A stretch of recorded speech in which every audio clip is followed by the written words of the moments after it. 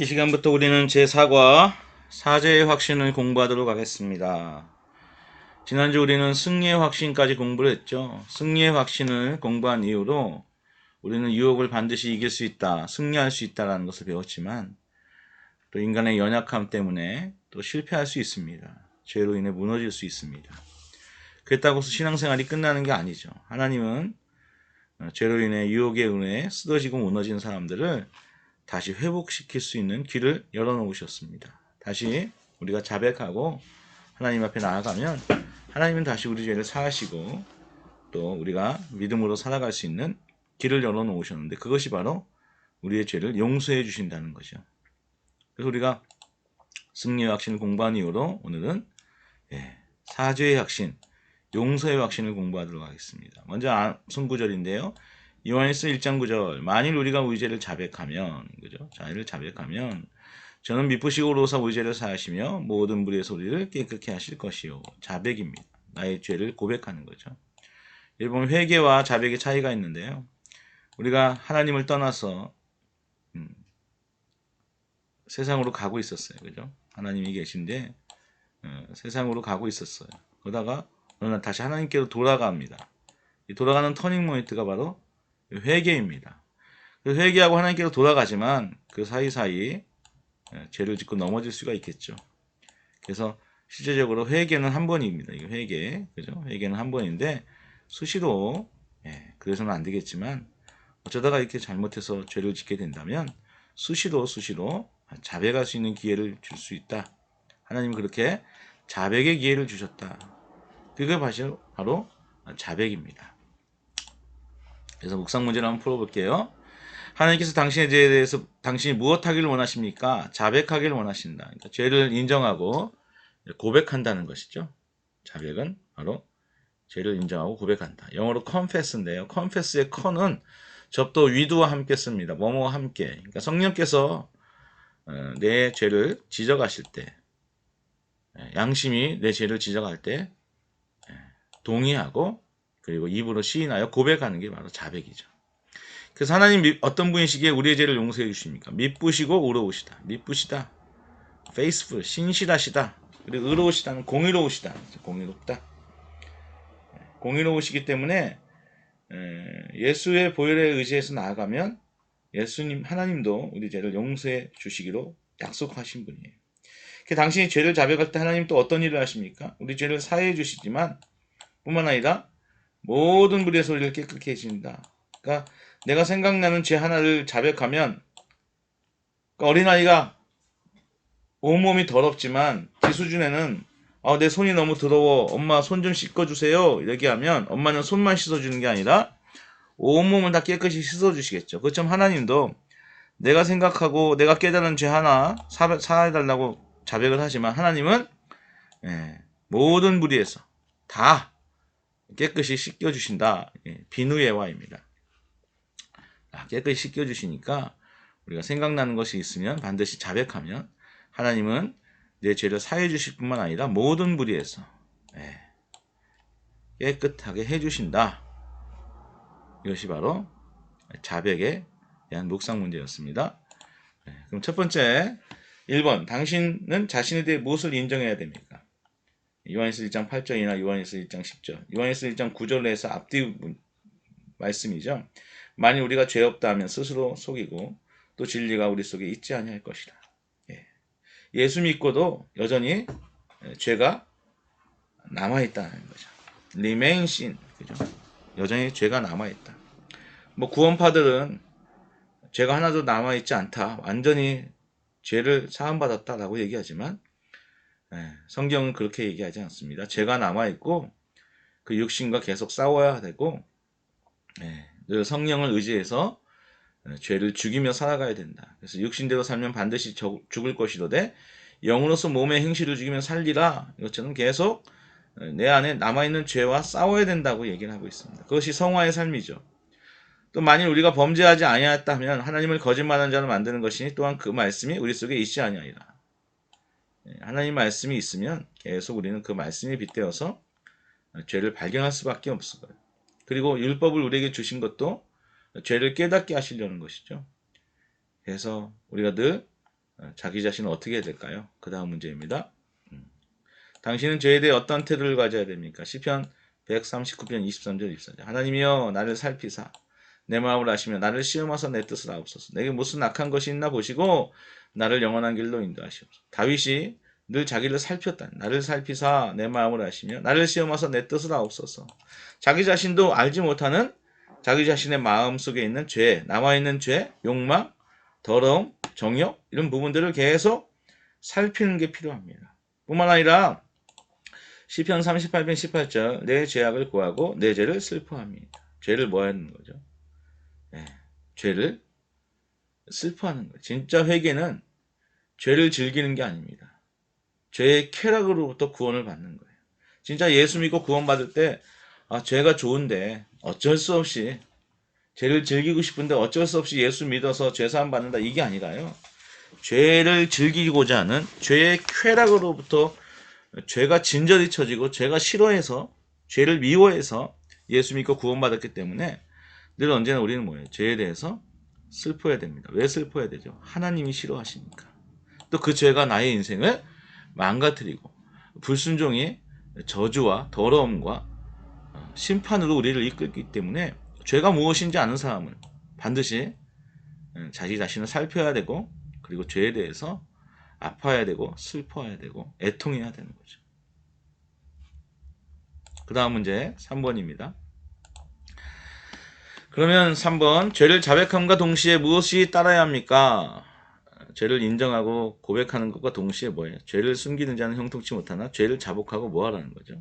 네, 버리는 거죠. 자백은 그냥 입술로만의 고백으로 끝나지 않아요. 내가 거짓말을 했다. 내가 도둑질을 했다. 그러면은 용서해 주세요 라고 끝나는 게 아니라 진짜 보상하는 거예요. 내가 누군가로부터 도둑질을 했다.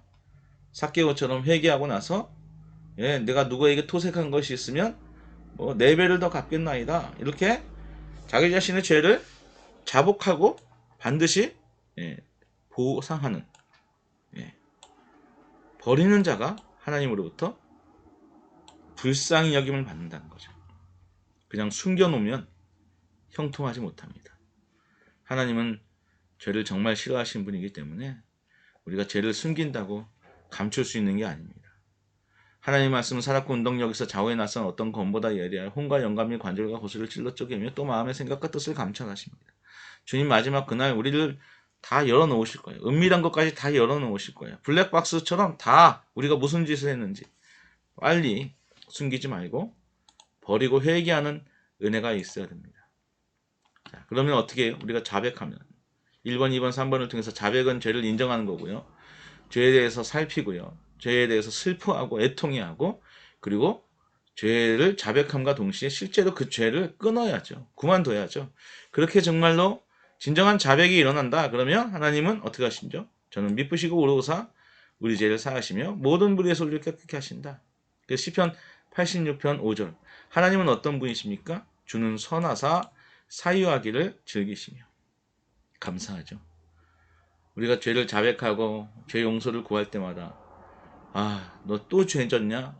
용서하기 싫어. 짜증나. 정말 부담스럽다. 이렇게 말씀하지 않으시고요. 우리 안에 있는 죄를 용서해 주시고 씻어 주시기를 즐겨 하시는 거예요.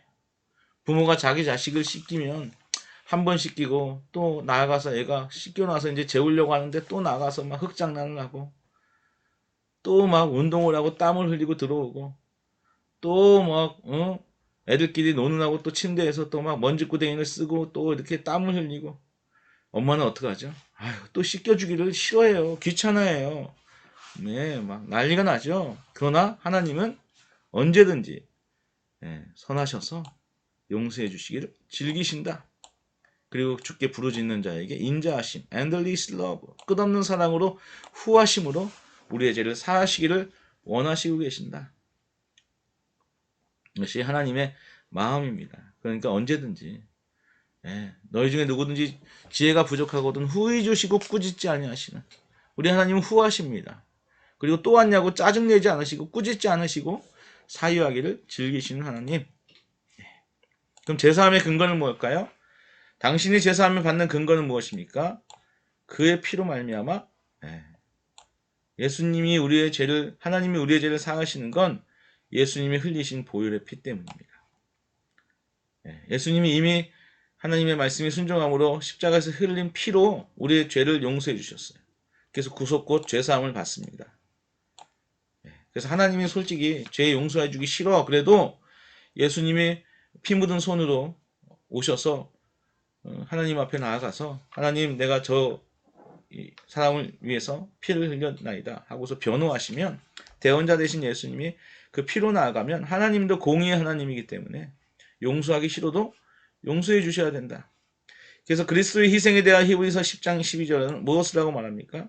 오직 그리스도는 죄를 위하여 한 영원한 제사를 드리시고 옛날에는 이스라엘 백성들이 제사함에 번제를 드리고 화목제를 드리고 속건제를 드리고 막 할 때마다 한번 죄를 지으면 또 가서 제사를 드리고 또 양을 잡고 또 소를 잡고 염소를 잡고 그렇지만 예수님으로 말미암아 이제 영원한 과거와 미래와 현재와 미래의 영원한 효력이 나타나는 제사를 십자가에서 드리셨어요.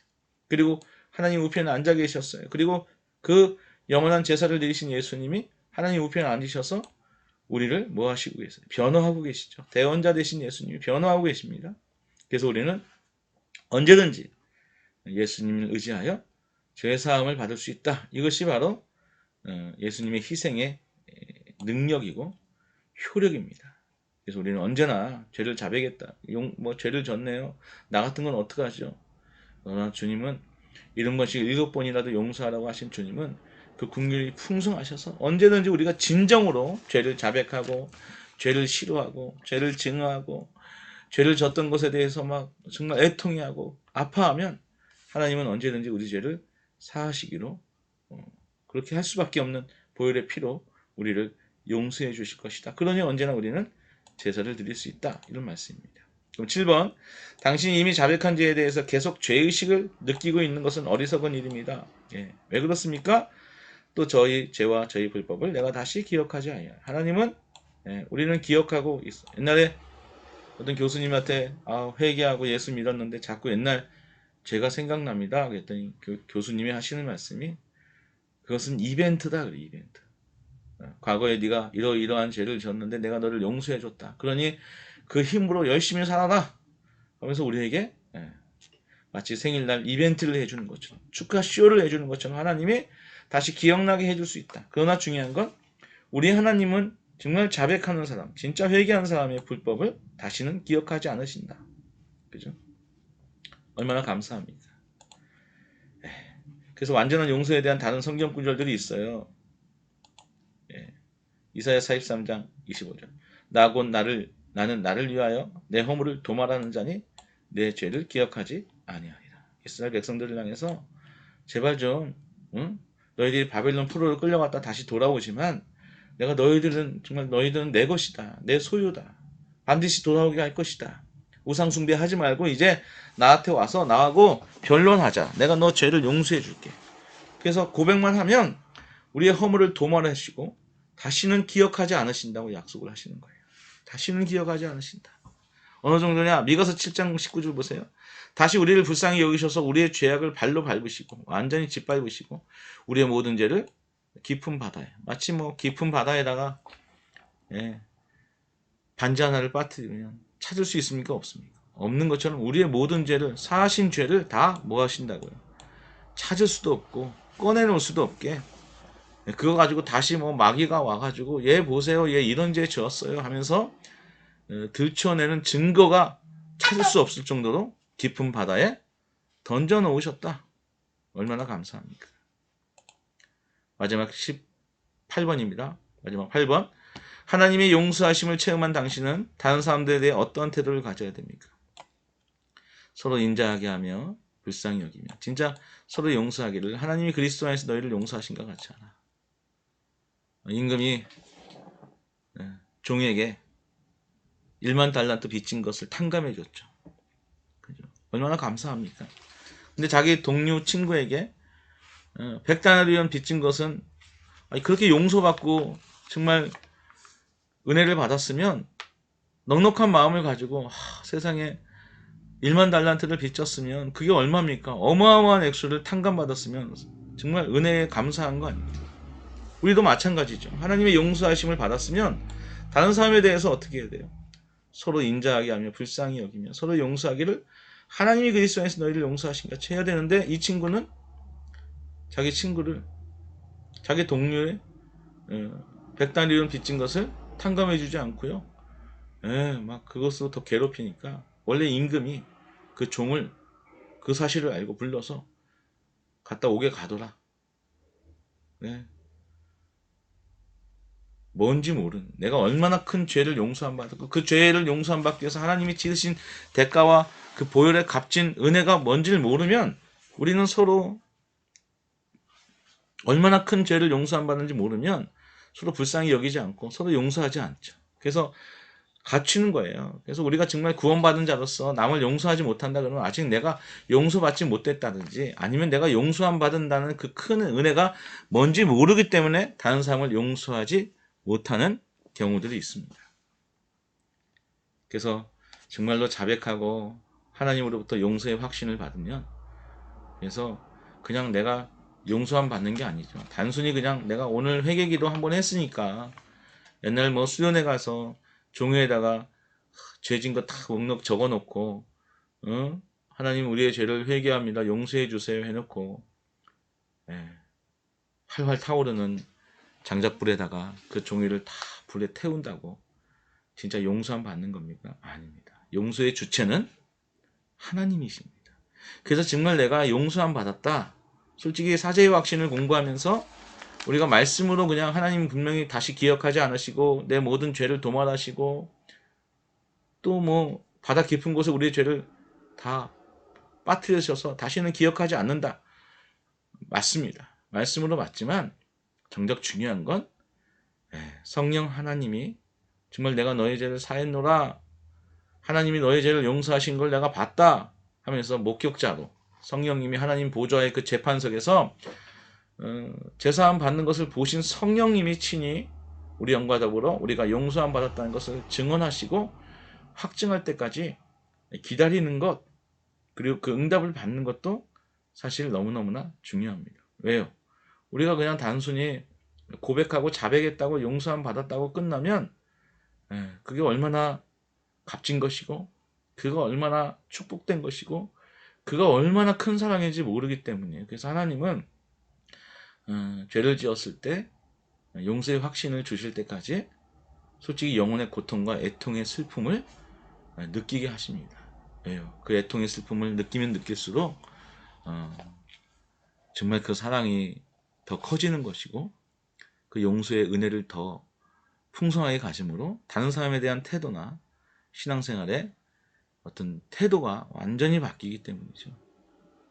그래서 분명히 우리가 자백을 하지만 그냥 뭐 예전에 수련회 가서 쪽지에다가 죄 있는 거 적어서 캠프파이어 할 때 뭐 태워버리면 죄가 다 없어지는.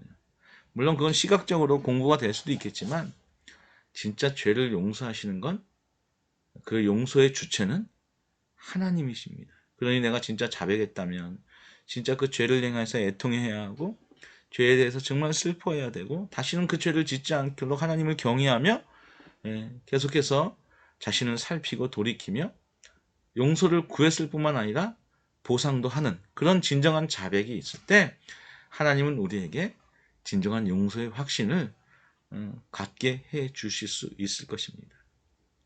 그런 의미로 오늘 사제의 확신을 공부했습니다. 오늘은 여기까지 공부하겠습니다.